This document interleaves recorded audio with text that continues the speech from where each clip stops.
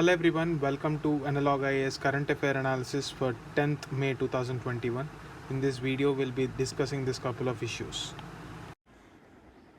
The first article for the day, the unraveling of liberal globalism. Let me get into the brief context of this article. In 2016, when the President of United States, Donald Trump, has taken the power position, he has fundamentally altered the foreign policy of United States of America and stood against everything that America stood for.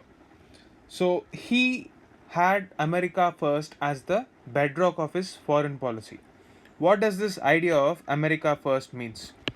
Isn't it natural that every country puts their interest above global interests or any other interest? That is fundamentally true. However, the idea behind globalization and America's position with respect to globalization should be understood to uh, actually appreciate the impact of this America First policy. Now, if you are talking about a globalized world and how USA is closely linked to this idea of globalized world, you have to understand that USA has always stood for a democratic world order wherein meritocracy has been respected and appreciated. That is the reason why USA has been the destination for a lot of aspiring entrepreneurs and scientific thinkers and scientists across the world because it encouraged and incentivized new thought and innovation. So this innovation has been the bedrock of global economy. If you take a look at the history as well, it is the change of technology which has propelled economic growth across the history. There is only so much that we can attain through a stagnant scientific development. Consider it an aspect of history as well, because history began with the invention of wheel and then progressed towards today what we know as artificial intelligence. Now, throughout history, the economic models have changed because of this technological change. In the present state of things, the impact of this technology is in such a way that natural resources, which are very essential for economic activity, we are in a state of transition. Our economy is in a state of transition across the world. We are moving towards technology and newer technologies like artificial intelligence and Internet of Things.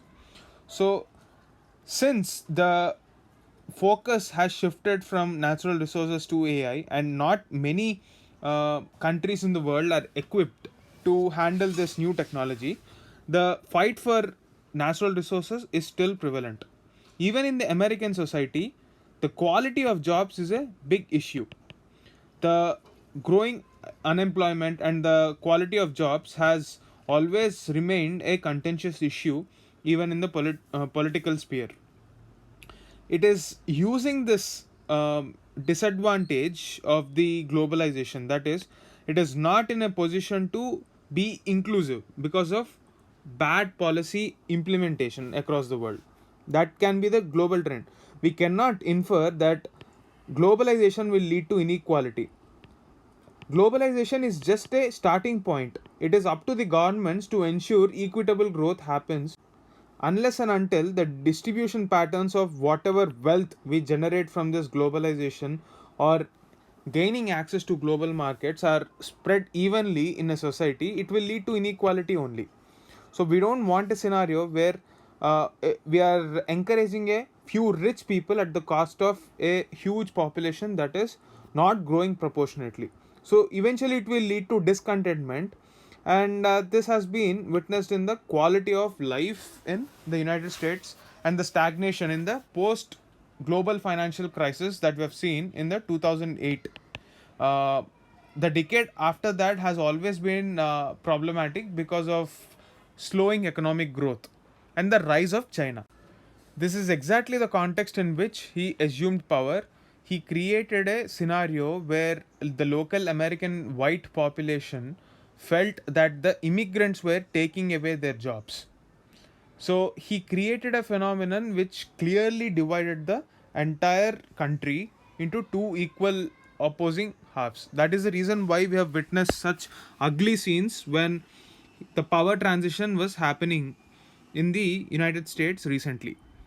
So we have never seen scenes like that, but even though Donald Trump has been defeated, this phenomenon is going to stay, and it is currently witnessed across the entire globe.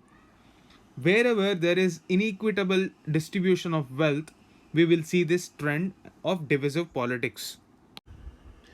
To give credit to Donald Trump's era as a president of the United States, the good thing that came out of his tenure was the normalization agreements between Arab countries and Israel. Historically, Israel and Arab countries have been at war because of the Palestine issue and because of Arab nationalism. Having peace in this area has always been the prerequisite for any sort of a stable world order, and at the same time ensure that this area, which has a lot of natural resources and energy resources like oil, is not a zone of conflict. So moving away from that trend, Israel has actually signed normalization agreements, or what we know as Abraham Accord, with UAE, other countries like Sudan, etc. And it has taken forward the relationship which began with a signing of normalization agreements with Egypt in 1994. For what exactly is this normalization agreement? It is an agreement between Israel and Arab countries recognizing Israel's stature as a country. At the same time, we also have to take care that we do not celebrate the end of the presidential era of Trump. He has certain important lessons to tell the world. Every time when we speak about liberalism, we talk about rule of law within the nations and within the countries. We have to understand that it is not exactly the idea of liberalism that needs to be supported, but it is the impact that it will have on all the sections of the society. It is a clear fact that inequality has risen in the world. The rich were getting richer and the poor were getting poorer. And this can also be accentuated statistically if you take a look at Gini coefficient. Gini coefficient is the measure of inequality in a country. Gini coefficient of US is much higher than that of India, and if you have to compare it with the best, like say Scandinavian countries, it is not even close. So this shows that wherever there is inequality, this idea of liberalism will just stay on paper. Yes, there is definitely rule of law, there is definitely free market, the rights are indeed celebrated in the US. But at the same time, if you have to focus on the quality of life, there is a significant chunk of population where they don't have a proper life. They struggle to meet their ends, and the quality of wage growth in that economy is not conducive for a happy life. In such a situation, definitely this liberal principles are just namesake and they do not actually reflect the state of the society. A significant chunk of the population, if they are just making their ends meet, definitely we are not saying that the poor in America are as poor as the people in South Asia or the people in Africa. You cannot compare poverty there, but poverty as such is a very relative idea. You have to understand this. The poor person will always not compare himself or herself with the poor in African countries or say South Asian countries. He will always compare himself with the people of the society in which he is a part of. So if he feels that idea of relative deprivation, it will lead to this kind of ideas. So in order to really celebrate the principles of liberalism, you need to go much beyond just namesake lip service based attitudes and ensure that social welfare is indeed the outcome of a liberal economy. Rule of law, free market, and everything should actually lead to a better life of individuals of a society. You cannot compare the poor people of a society with another set of poor people in a different society. It is all relative. Otherwise, these kind of reactions, where you see in the post Cold War era, the rise of nationalism after the global financial crisis and the growth of patriotic attitudes to ensure that protectionism and isolationism is celebrated is because of this fear that is created within a society. So this economic model and economic principles have something to do with a particular society rather than the entire idea of globalization. So let us not confuse that idea with globalization. So that is the gist of this article. The second article for the day is what is 5G and how India is ready to adapt this technology, or whether it is ready to adapt this technology. Now, if we have to use a simple analogy, let's take a car, and the engine to drive this is equally important. At the same time, the fuel is important. Now, in the present case, if we are going to consider the future of our economy, then a digital economy is the car that we are talking about in our analogy. And the engine for this is the ability of manpower to leverage the technological changes, the skill, and then investments.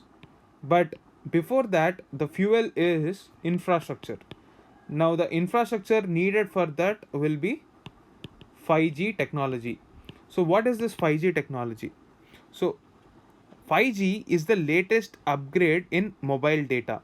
With the growth of 5G network in our country, we will have better infrastructure that is required for a digital economy. So, this is the most basic aspect of a digital economy. Without high speed internets, we cannot have reliable internet, and therefore we cannot satisfactorily say that we are moving towards a digital economy. Considering this fact, the government has given emphasis on the fifth generation, that is what 5G stands for, upgrade of long term evolution broadband network. This is what you have to understand, LTE.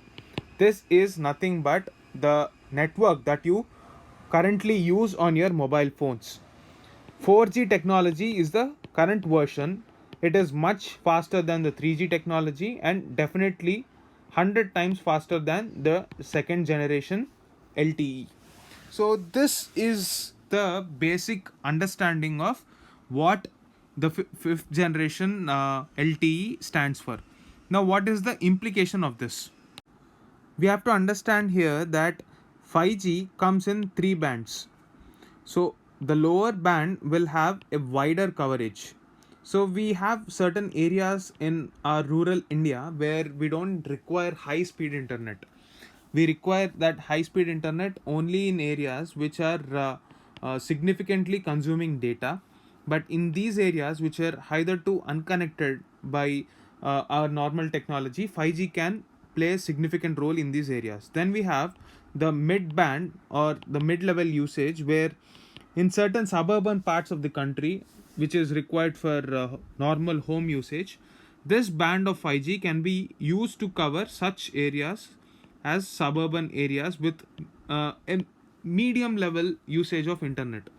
But when we're talking about metros and high speed demanding environments like the corporate sector, etc., this high speed internet will also be served in 5G technology. This band will serve to urban areas and IT tele corridors.